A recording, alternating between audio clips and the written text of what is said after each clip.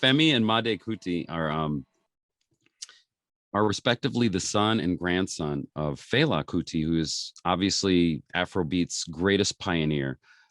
Very prolific artist Fela was, as are his sons, as it turns out. Music isn't just in the family business, it's literally their heritage.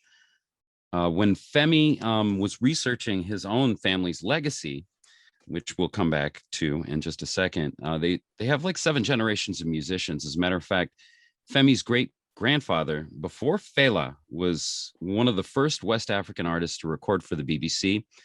His grandfather also wrote the national anthem for the Ogun State in Nigeria.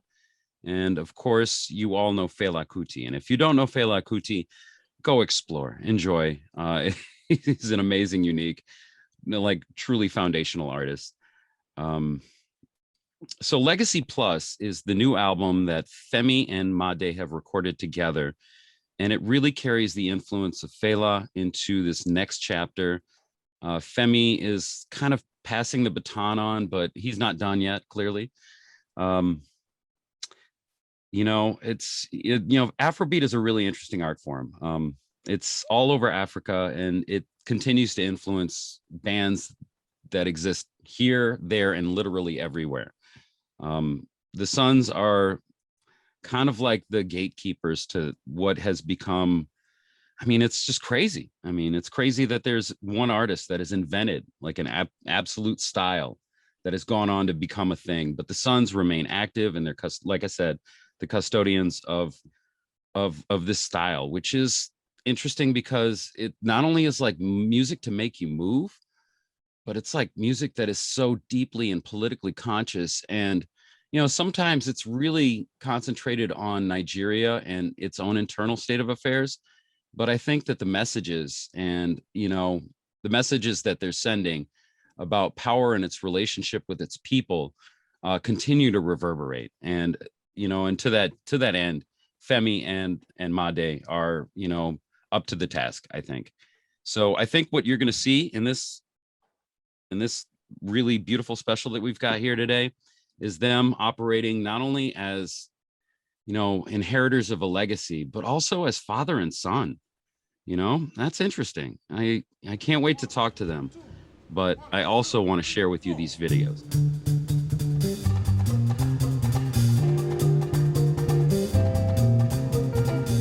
As I stand before you, I want you to listen to me well. As I stand before you, I want you to hear me well. See, this our life. I would like to move very fast. Our lives in this life, our lives to move very fast. It's why we must face the government. Government must not waste our time. It's why we must face the government. Government must not waste our time. When government wastes our time, government wastes our life. When government wastes our time, government wastes our lives, brothers and sisters. If government no fit do their work, make them come out for their. Make them come out for their. If government no fit do their job, make them give us electricity. Make them repair all the roads, yo. Make them give us good health care. Make them give us clean water to drink, to name a few.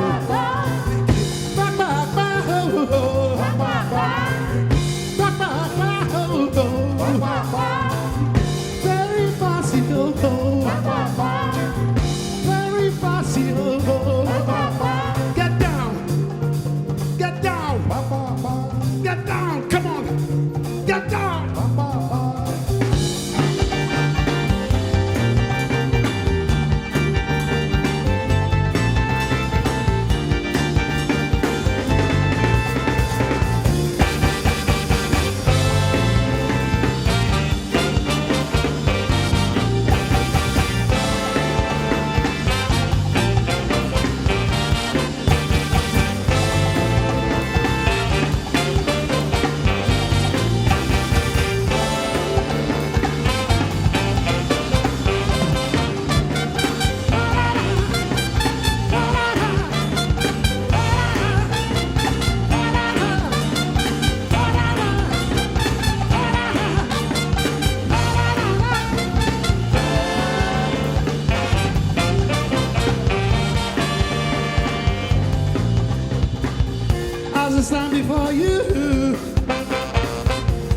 to hear me well. As I stand before you, I want you to listen to me well. You see, this is our life. Our lives move very fast. Our lives in this life, our lives move very fast. It's why we must face the government. Government must not waste our time. It's why we must face the government. Government must not waste our time. When government wastes our time, government wastes our life. When government wastes our time, brothers and sisters, government wastes our life. If government no be do their work, make them come out for their. Make them come out for their. If government no be do their job, let them give us electricity. Make them repair how we roads you. Let them give us good health care. Let them give us clean water to drink the name of you.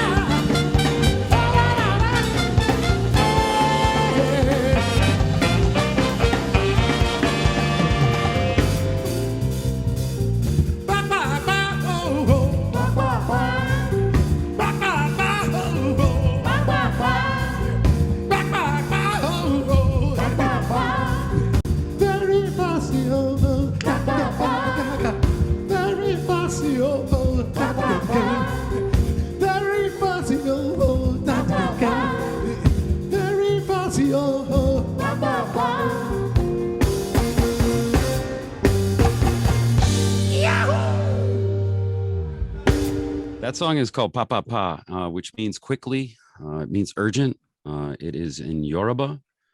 And I think Femi is trying to relay that people in power, they should get out of power quickly if they can't get the job done. Fela used to speak about politics, and, even at a young age, Femi, I think, picked that up, and he's still talking about the same issues. And I think that's, a big source of inspiration here for that song. So that was Pa Pa Pa by Femi Kuti.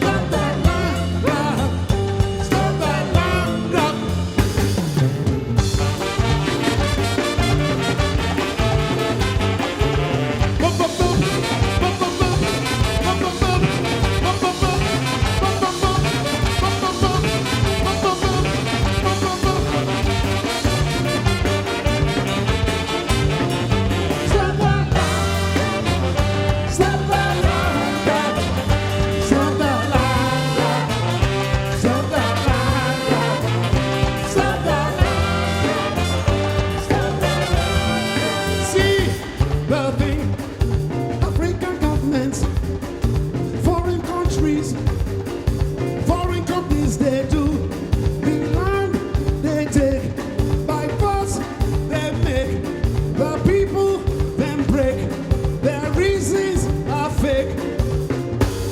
Some cases they even jail they kill the real owners of the land just for money.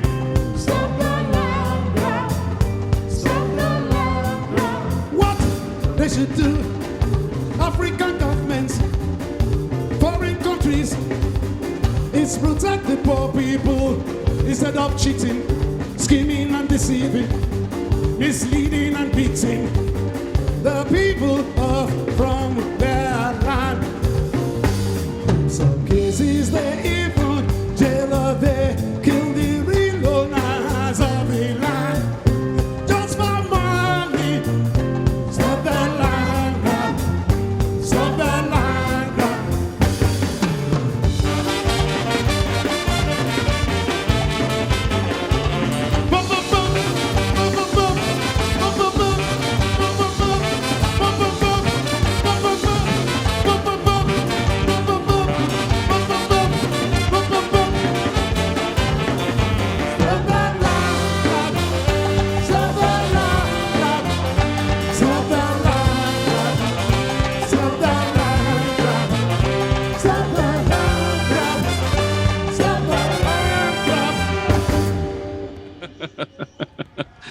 Oh gosh, I wish we were all in the same room and I could hear the cheer, because that would be dynamite if we were actually, live like that. But we're live here, and hopefully we'll have Femi and Made join us at the end of all of this. But once again, thanks for joining us.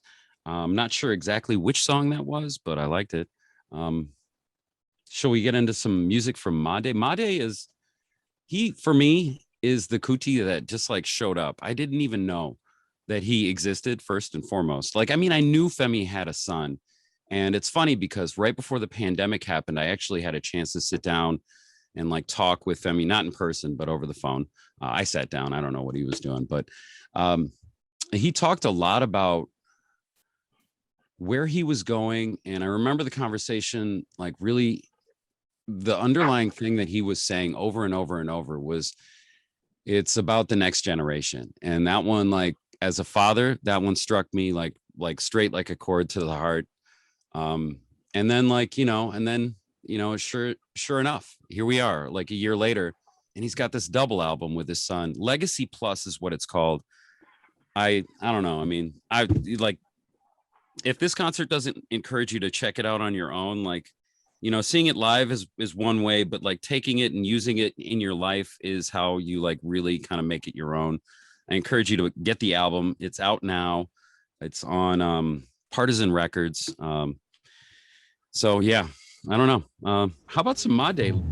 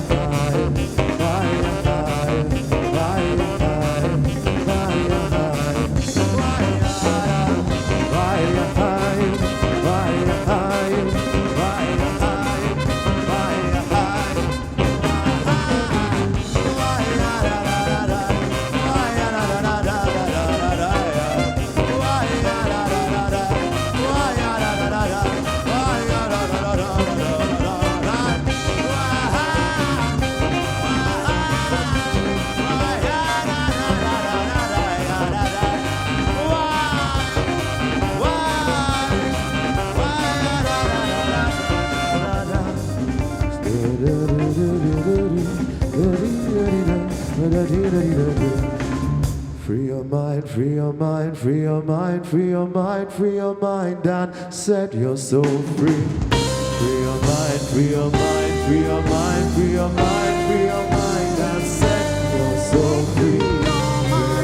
Free your mind, free your mind, free your mind, free your mind, free your mind, and set your soul free. Free your mind, free your mind, free your mind, free your mind, and set your soul free.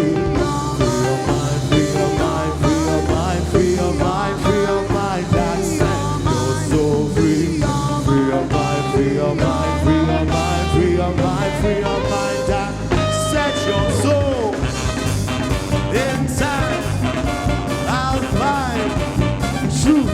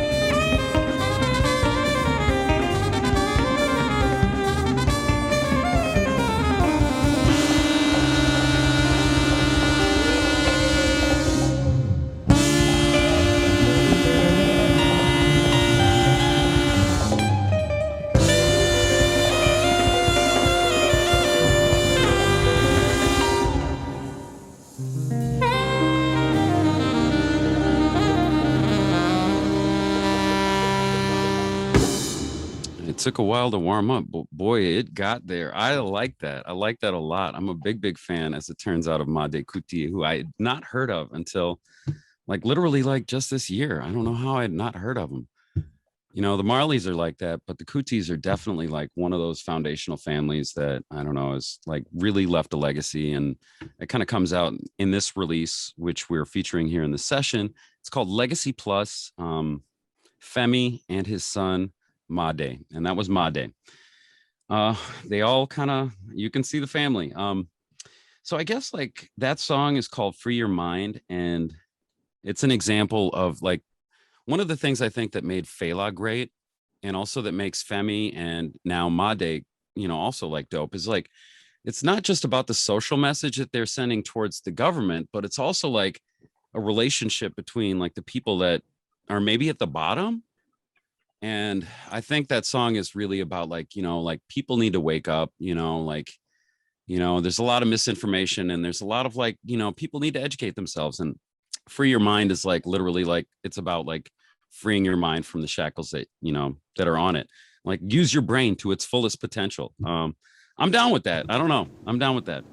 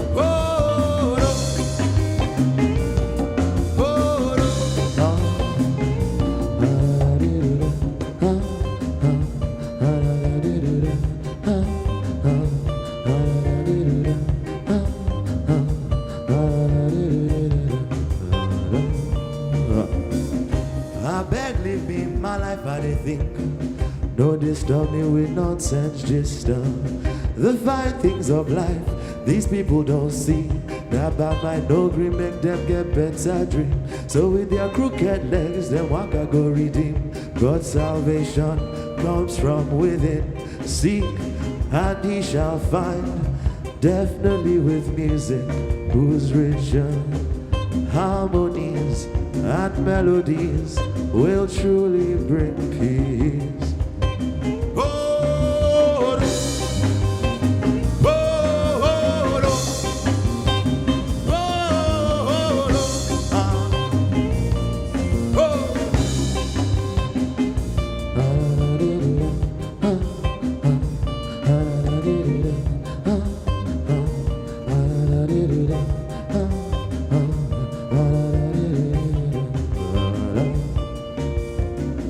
I beg, leave me my life and anything. No disturb me with nonsense, just the fine things of life these people don't see. Their bad mind no green make them get better dream. So with their crooked legs, them waka go redeem. But salvation comes from within. Seek and he shall find. Definitely with music, who's richer. Harmonies and melodies will truly bring peace. Whoa! All in the name of peace. We fight and kill to find justice. For me now only music. From the voice of the soul we speak. When consign me with English. Now them cuckoo greedy, them selfish. Them back Africa money like the Swiss song. Oyinbo don't kill Africa finish. Oyinbo don't kill Africa finish. Oh, no. No, no, no. Oh, no. Oh, no. Oh, no. Oh, no. Oh, anti-Rage, anti-Rage, anti-Rage, anti-Rage, anti-Rage, anti-Rage, anti-Rage. Daddy, oh, oh, daddy, oh, oh, daddy, oh, oh, daddy, oh, oh, ayo, elade, bisayo, ayo, elade, bisayo, ayo, elade, bisayo, ayo, elade, bisayo, dami. Kesi Mohammed, Kesi Dami, Kesi Mohammed, Kesi Dami, Kesi Mohammed, Kesi Dami, Kesi Mohammed. Nedo, oh Nedo, oh Nedo, Nedo, Nedo, oh.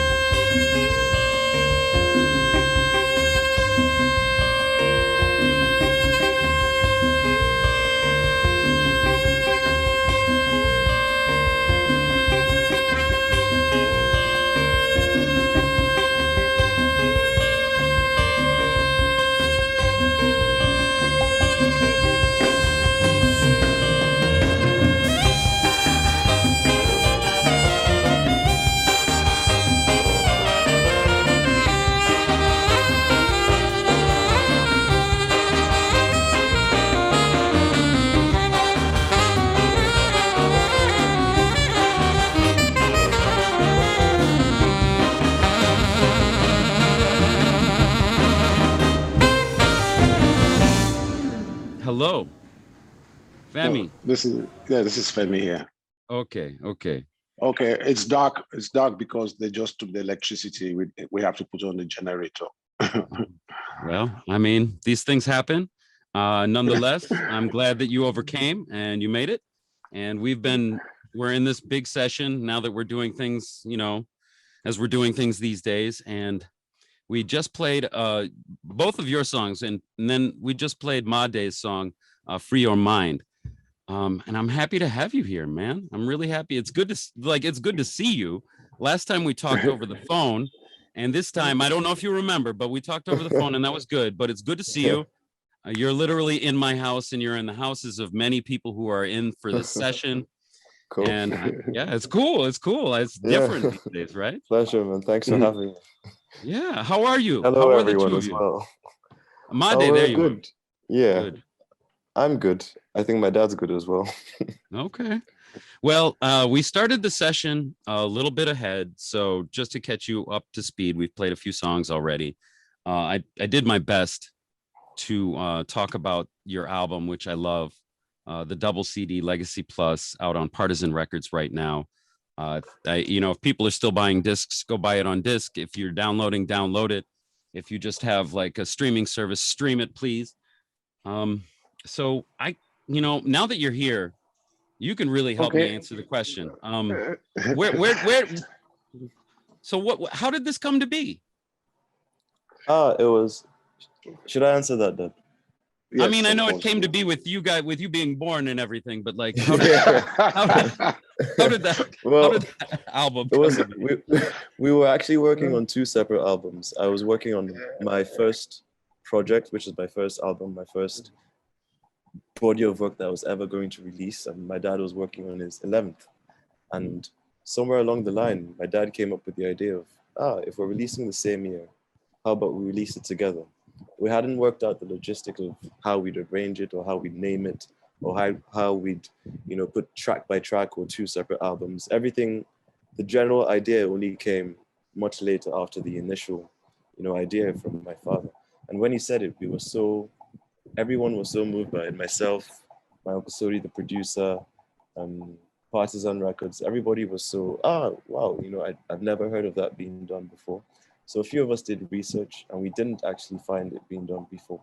So we thought it would be nice to do something that showed our bond and, even more importantly, the message that we share. Because we wrote each. Dad didn't help me in any of my music, and I didn't help with any of my dad's music as well. Not that I could ever help my dad with his music. But we always work in that way. We always work we're very independent composers. It was somewhere along the line that. So, I was telling the people, Femi, that Yes. that through the course of really researching this, as it turns out, the Kutis they've been making music in Nigeria since well before your father. I mean, your great grandfather. Yes. Yes. We traced our legacy back 7 generations. So Made is the 7th generation now. And so my great grandfather was a musician. My great grandfather, my great grandfather, my father, my grandfather, my father. And we have the first of us to record was my great grandfather. I think in 1914 or 1920, he recorded for the BBC. He was the first West African to record. And wow. His son wrote the Egba anthem, which is the anthem for my ethnicity, my father and I's ethnicity. Wow. Between them, my great grandfather and father, we have a lot of composed a lot of hymns, so to say. They were very religious, and their hymns are still very. They were reverent. And they're still very relevant in the Yoruba ethnic group in Nigeria. They are still being sung in the churches here. Wow. Do you think that the legacy goes even deeper than that? I mean, how Uh, deep have you gotten? I read a book in Chicago. I bought in Chicago, and I saw a Pharaoh Kuti. My father believes that we are descendants of that Pharaoh Kuti. So probably we go all the way back to Egypt, maybe. Maybe, Maybe. maybe, maybe, maybe. Maybe. Um, it's interesting that it's a father-son pairing here. It's you and your son. And the last time I talked to you, you spent an inordinate amount of time talking about how you were working on the next generation, and then lo and behold, like your next album is with your son. And so it's almost like you were trying to tell me, but you didn't want to say it. No, I think that was coincidence. It No, was coincidence. I was. I mean, he was probably in university then, and I was teaching him whatever I knew. I always pass on any information I have because I think it's very important for me to any information I have of my past or my doing to always pass it to my children. So I knew he was working to become a great musician one day, and I thought it was important to. So I probably was just saying, "Oh, he'll come out one day" or something like that.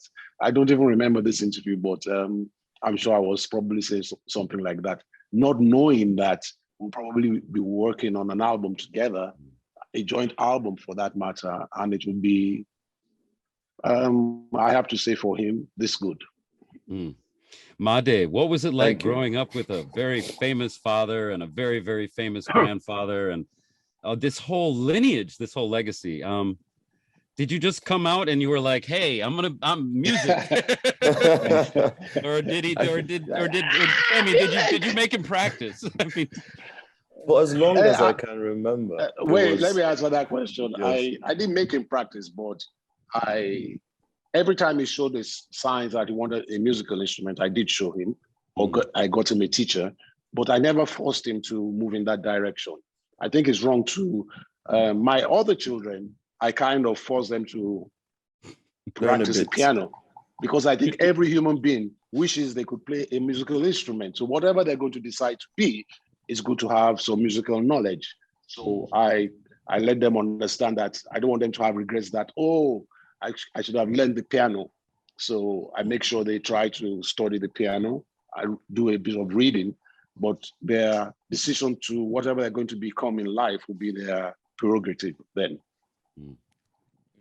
You so can answer your question, Made. Yeah, you answered all of it. Made, so it was never heavy for you, was it? No, it wasn't, because for as long as my earliest memories of childhood are really at the shrine. And the shrine was opened when I was 5.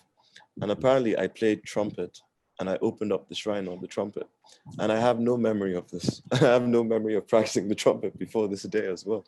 So, but I do remember from when I was about 8 or 9, I had interest in a lot of instruments and not any specific one. So I'd go, Dad, I want to learn the sax. And then he'd give me sax lessons. And then, the drums. His drummer would teach me a few things. His guitarist would teach me a few things. And I went round and round and round like that until sometime when I was 15, 16, I started studying classical piano. I did that for 4 years and I started teaching classical piano. And after that, just before I graduated from Trinity and I was coming back to Lagos, I decided to pick up all those instruments that I had been playing when I was younger. And I started practicing 5 instruments every day. And that was how I prepared for the Legacy Plus album. Everything sort of just fit into place. It wasn't, I didn't think I'd be a multi-instrumentalist. Well, and here you are, are. So you went to Trinity. Femi, did you go to Trinity too? No, I never went to music school. Never. Fela went to Trinity, correct? Yeah. Yes. He wanted me to, he was experimenting with my life. He said he thought I didn't need any education. I could find my way in life. I think he took a big risk. So I wasn't willing to take that risk with Made. I think it's very important for you. If you're going to study music, it's good to be able to read, write. So when you meet your contemporaries anywhere in the world, you can have all the knowledge you have to communicate with them musically. So I made sure Made had all that knowledge as well. I think my life was a very big risk. And where I kind of find myself handicapped. I had to work hours to make up for those flaws I had musically. And I think that was too tedious. And sometimes it still has a psychological effect on me. But I'm so grateful that Made, he's doing everything I think I should have been given the opportunity. And so he's making up for that lost time in my life. So to be able to see him, I mean, when I see him play piano, I mean, I just say, wow, yes, this is how it should be. So this is a kind of sentimental soft landing for me now. Very, very cool. Very, very cool. Made and Femi, when the two of you perform together, you know, as somebody who is like very like only basically a musician, what's it like when the two of do you guys perform together ever? I mean, I imagine you have to. What's that like? Are you guys just talking with instruments together? I mean, what is music for you? For the past 3 years, I've only been on stage with my dad with an instrument. So we have a sax duet that we do to one of my dad's numbers. But it was only until early this year that we started singing on stage together. We did Fella's Water together, for instance. One of my favorites. That was special for me. I don't know what it was for you, Dad, but that was very special for me. It was very special for me. How was it for you, Femi? Oh, it's always special. I mean, when I remember my childhood playing with my father, then be able to see my son, I mean, you can imagine how emotional it is for me. And I think 2 weeks ago, I got on stage with his band. His band played Fella's Palava, and I got to sing with him. He forgot that. And he was shocked. He just saw me coming on stage. I said, Daddy comes. Here comes Daddy. And let me just say, the command of the stage that he brought was something else. I don't even been performing for so long, so yeah. And also when we play sax together, we don't actually have any, we're staying in one place and we're facing the audience. And all we really do is hear each other. And there's something so transcendent about being so in touch with each other with sound without actually being physically connected in any way. So it's totally improvised and we're just playing whatever we feel at that moment. And we just we let sound go. And to be able to do that with somebody that I respect so much is very, very, it's so special to me. Well, I guess that's an early happy Father's Day to you, Femi. Yeah. I have also some questions here from the pool of listeners that are with us. So I'm gonna throw them out there, and maybe we can do a couple. So the first question I have is from a young girl who's only 5 years old, and she wants to know how you came up with your title "Free Your Mind," Made. And do you associate? Yeah, okay, that's the question. How'd you come up with the title? Yeah. I don't really have the rights to that title. I think my dad wrote a song in the 80s, 90s called "Set Your Mind and Soul Free," and it was one of my favorites from back then. And I didn't know that he had that song because he never recorded it, and I only heard it about in I think 2017 or 2016. So that inspired the lyrics for my "Free Your Mind," and "Free Your Mind" is really from that song. Yeah. All right, that one was for you, Kaya. She's out there. Here's another question. What is your approach for writing songs with bands as big as yours? I'm not sure how big your band is, Made, or even you, Femi, but are they mostly written as a group, or are they brought to the group already completed, or do you just jam them out? My dad and I works quite differently. Okay. I'll say mine after my dad says his, yeah. But yeah, he writes everything himself. I write everything. I hear the melody or the beats. I have the foundation in my head. I call rehearsals. I have open house rehearsals where the audience are there. And this process might take a week, 2 weeks, a year. So I start to like give the basis. I give the guitar, I start the piano, then the drums, and let that roll. Watch the reaction of the audience. Sometimes they catch where I'm going. If I see it's too complicated, I start like I'm painting. So what I see, I read their reaction and I start to say, okay, oh, this is too complicated for them. I might simplify it. Or if I still go the complicated way, I say, okay, when I put the horns, I'll simplify the horns for the audience to be able to understand this art I am about to present. And then I played for about a year or two, and it transforms a lot by the time I go to the studio. And then by the time I get to the studio, it might transform again, because the studio is it's a very delicate place where it's sensitive. And so you hear things that probably, it's magical in the studio. So you can do magic in the studio. I don't do too much magic because I still want to play this as raw as possible when I'm playing live. In the shrine, we are about 18 because we have extra dancers. When I tour, we're 13 of us. And for me, it is for Legacy Plus, what I did was I notated all the music. And because I didn't have any musicians to play on my album and I played everything myself, I didn't actually hear what it sounded like live until after we recorded everything in the studio. So yeah, so after doing that and knowing what that was like, now that I have my band, The Movement, what I do is very similar to what my dad does. I start with the smallest increment of musical material and then go into the session and then structure and then develop parts and work on harmony and different, musical or instrumental interplays and things like that. But I much prefer doing that than notating and then presenting everything to the band.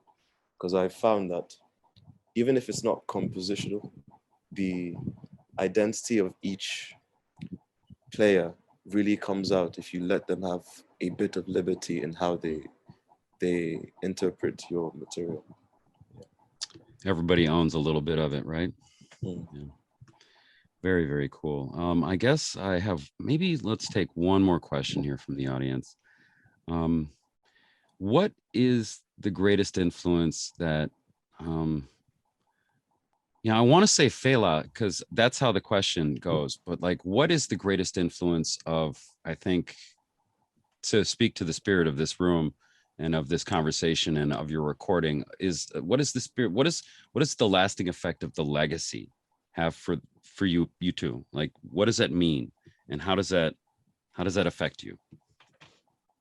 The lasting legacy, I think I will have no knowledge of that, because what I see is going to transform beyond my imagination. I think it's like going into outer space, going cosmologically or scientifically. We think, well, there was one galaxy, and then we find there are millions of galaxies. So if I see, I had intuition Made will play music, but I just said, he was showing the signs, but it's so beautiful. I have intuition that his children will play music. Probably one or two of my other children will play. So it's going to really spread out. I think, I hope I have enough life to see Made's children, or one or two of them. And this probably will be the height of my existence. But just imagine Made's children playing, how they will transform what they have heard of their great-great-great-great-grandfather, their great-great-great-grandfather, their greatest-grandfather, their great-grandfather Fela, my music, and their father. What will they be transposing, or what will they be hearing from the spiritual world and making us, what will their music be like? I don't think it will be anything like my father's or mine, but it will have its similarities. And I don't know, what will they make it more complicated? Will it be more simple? Will it be more melodious? Yeah. Also, my mind, I am fascinated at this future of this legacy. For example, my little sister Lade came, my dad's first daughter, my little sister, Lade, came back home today with almost straight A results. And she's showing signs of being the best pianist that the family has ever seen. She's playing, I think, no less than 5 times better than I was playing at her age. So I'm really curious to see how she develops. No, but you me forgot to say. Okay, you forgot to say you're her teacher. So you yeah, are. I am a teacher. So I'm a very proud teacher to see how she grows and develops into the best pianist in the family. How do I get my kid into those lessons? Oh, so good, so good, so good. Yeah, you guys are amazing. I love the album. I love the music. I've been a lover of it forever. Thanks for joining us and like hanging out. And I mean, how is, I have to ask, I know this is like kind of like, how is the situation in Nigeria? I mean, I know there's a lot of NSARS business happening. And then obviously you're another country like going through the COVID, my dad has the perfect analogy for that. Okay. I don't know. I've got many, so I don't know which one. But before I go there, I think probably I would have loved to know what Fela would have thought about Made's music. I wonder what because I remember how proud he was about me, and he was already showing very close signs to being a great grandfather. He wasn't that great a father, but conventionally, but he was showing signs he wanted to be a great grandfather. And I probably, with Made reading and writing music, I'm sure Fela will have been, come here, yeah. He will have wanted to really address that situation. So that really puzzles me a lot. Now, Nigeria, the way I see Nigeria, during Fela's time, it was $2 to 1 naira. Now it's, as at yesterday, it's 495 naira to $1. So I see the problem 495 times worse. Can I add to that? I remember 2 weeks ago it was 460 naira yes. to 1. So the every naira, day it's getting worse. The naira is falling so badly, and that shows that the poverty level is getting so bad, impossible to survive for millions of people. With COVID, where people cannot travel and business flowing, we don't have COVID as bad as it was in the United States or in India, but it's affecting the country seriously. Corruption is at its worst I've ever witnessed when I can remember. Insecurity is the worst I've ever witnessed as a child. There is kidnappings, there are headsmen killing, there's so much violence that it's scary. Every time my children go out, I'm so scared. I'm scared for the country. I'm scared for, I think I explained to my son, I think these bombs that tick. So this bomb has finished ticking, and everybody's wondering why this bomb has not gone off. And now we don't know who is going to go and find out. All those movies. Now, why did this grenade not go off? But nobody is willing to go and lift this bomb to find out so it doesn't blow in your face. So I think this bomb has finished ticking, and for some gracious spiritual intervention, somehow we haven't exploded. So I think probably there is a kind of spiritual intervention, knowing that if Nigeria explodes, the whole of Africa probably will go, because we have too many neighbors and we're too many. So, we'll go way west, east, and north. And the world will not be able to help because it will just be too much. So I think there's something helping us really not go in that direction. But I really am scared that this is where we're heading. And we are so, as a people, we're so misinformed and uninformed. And it's only recently, I think this school term, that history is being introduced into high schools, not even senior high school, junior high school. So while I was there, while my father was there, we knew nothing about, colonial Africa, pre-colonial Africa, ancient Africa, history was not even an option as an elective. And a friend of mine that did study history in university was studying, of course, British history. So there's a lot of obstacles that we have to overcome in Lagos, Nigeria, and it really starts with the right amount of enlightenment. And the people are it's very obvious that it's an intentional tactic to keep the people very misinformed and just ignorant about who they are. Again, when you understand the gravity of slavery, colonization, bad governments, I mean, then you can easily understand why we're where we're at. Mm-hmm. And again, you understand that English, the brainwashing of whichever African country you're talking about, French, Portuguese, English, or wherever, they took our soul from us. They took everything from us. So I think in English, I dream in English. This is not me, really. I'm still, like I said at my performance yesterday, the first priority of the African is you have to fight self-destruction. You have to rebuild and reboot yourself. Because I have to, when I even speak in English, what I do now is, how will this sound in my language? Because I don't even dream in my language. So I'm still, this is a colonial force controlling my mindset from my DNA. This is not, so, I mean, like if I said something, if I called one of my friends an idiot, he will probably laugh and say, get out, you're an idiot too. But if I called an English friend, you're an idiot, he will be offensive because he knows the gravity of being an idiot. Now, if I said that same in my language, if I said it in my language, my friend would be offended that, how dare you say this to me? Is that what you think, you know? But because the sensitivity of language in our person has been taken from us.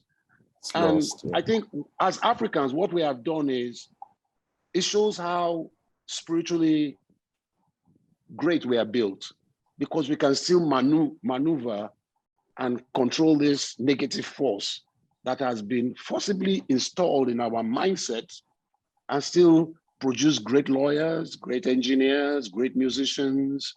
Doctors. And we're still battling to find ourselves again spiritually. Yeah. So there's no way we will be better off than we are right now when you consider the gravity of slavery and all the atrocities, the crimes committed to us as a people. And we will even keep on fighting for probably another 100 years, each other, because we don't even see the simplest arguments, because we are speaking foreign languages, we just argue. Like if I said, this is a phone, a brother or sister will say, no, it's an iPhone. Please, for God's sake, it's a phone. Who cares what make it is? We just want to show we are so intelligent because we have been brainwashed that, oh, the better we speak English this foreign language, the more and then we want to, we are educated to oppress ourselves because we speak this colonial language even better than the colonialists in many cases. We even write books, we call them colonial masters, when we should be saying the colonial murderers. We should call them for what it is. They raped our women, killed our daughters, our sons. They destroyed empires here. And then we write books and praise them in these books. And they praise ourselves. We condemn ourselves. We condemn our culture. We condemn our languages. But this is the effects of colonization. This is the effects of slavery, which we as a people, very few of us have identified this issue. And when we find this identity and we try to enlighten others, we have backlash, we start to battle, we are condemned as great people, Marcus Garvey, Malcolm X, Martin Luther King, my father, my grandmother, then you have to fight the whole nation, the colonialist nation, imperialists, the capitalists, you have to fight them because the press people are being brainwashed to attack anybody who is seen to want to find back the roots of our people. Mm-hmm. And in most cases, they are killed. And so you see, the battle is such a huge uphill task. Huge. I have a trumpeter friend from Trinity, Axel, and he's one of the great lovers of African culture, not just in music, food and language and attire. And he was surprised by just how much more he knew about the general history, or how broad, and how broad and rich the history of African culture is, more than the average Nigerian in Nigeria. Well, hopefully that, I think there's a return that needs to happen, where, the diaspora returns home, and, and together we'll be stronger somehow. I do believe that. If we had great leaders, there should be, first of all, free passage to anybody of African descent back home. You don't need a I'll visa. take it. I'll take it. No, it's a fact. I mean, if our leaders were thinking correctly, you were taken by force out of the continent. Why should you have to get a visa? Why should you have to ask permission to come back? You should be. It should Welcome. be. It should be a right. It should be your right to the mineral resources, because it's part of your heritage.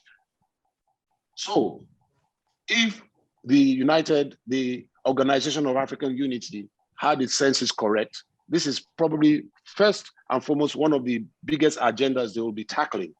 How do we bring our brothers and sisters back home? How do they come back and contribute economically, socially, culturally, and rebuild this continent to make this continent the envy of the world? Because we need our brains that have been lost. We need them back here. And this is how progressive leaders should be thinking. Mm-hmm. And having said that, for instance, our brothers and sisters in America will not be able to leave their heritage there, because they practically built America too. Mm-hmm. So it's not like you're abandoning your projects there, but you are building your motherland again. Mm-hmm. And so, but you have claim, because you are part and parcel of building America too. So we refuse to let that go either.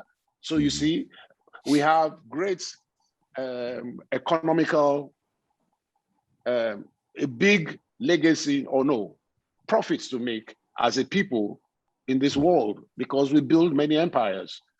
I mean, this is how African leadership should be thinking. Unfortunately, like I said, colonialism, bad thinking, all these distortions in our mind, we'll keep on arguing, fighting. Probably when people even hear this, they'll start saying, "Shut, what are you talking about? And we have to re-educate these people again, say, can't you understand the simplicity of what this man has just said? And this probably is going to go on, this argument or this interview we have had will probably go on for another 20, 30, 40 years before our brothers and sisters will say, but this is simple fact." There's often nothing more destructive than making a very obvious progressive point on Twitter.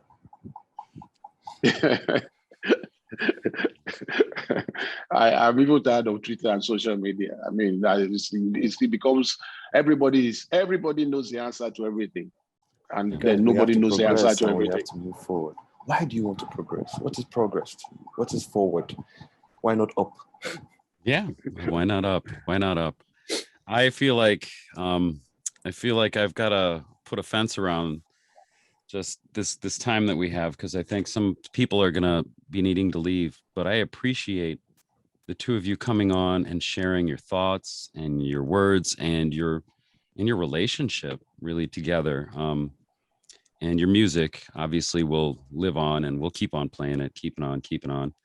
I don't know. I wish there was an audience here that could like give you that energy that I don't know if you're getting that energy these days, but I'm glad that we're all together here. And I want to thank you, Femi and Made, for joining me for this session, and also breaking down like your perception of the world and what's going on in Nigeria, and obviously your music too, and this wonderful new album that you have, Legacy Plus. It's out now. It's on Partisan Records. Get it.